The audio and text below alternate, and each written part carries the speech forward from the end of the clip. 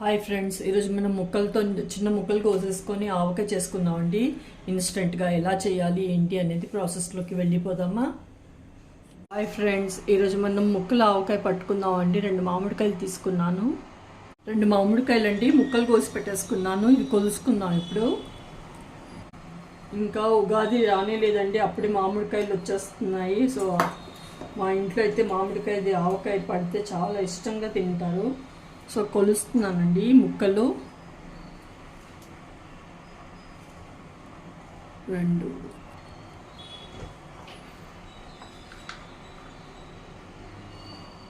3 4 5 6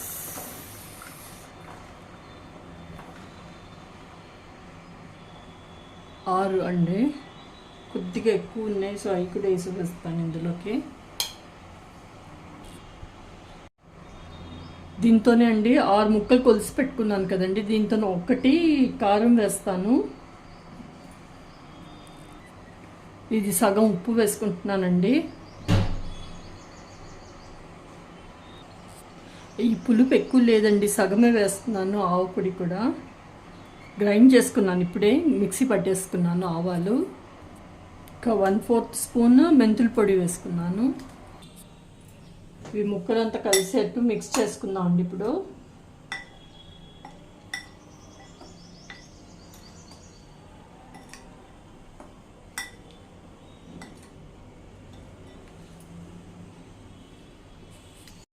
కలిపేసానండి. ఇది మూకిటి పెట్టేసుకున్నానండి తాలింపు కోసం అని. ఆయిల్ వేసుకుందాం ఇప్పుడు.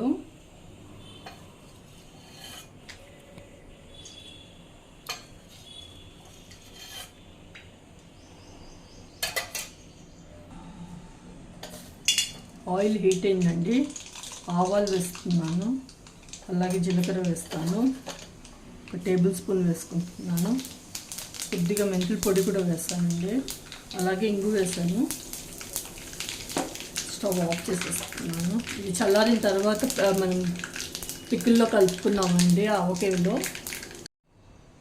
అంటే తాలింపు చల్లారిపోయింది, ఇప్పుడు ఇందులో కలిపేస్తున్నాను. ఇది ఇప్పుడు మిక్స్ చేసుకున్నామండి.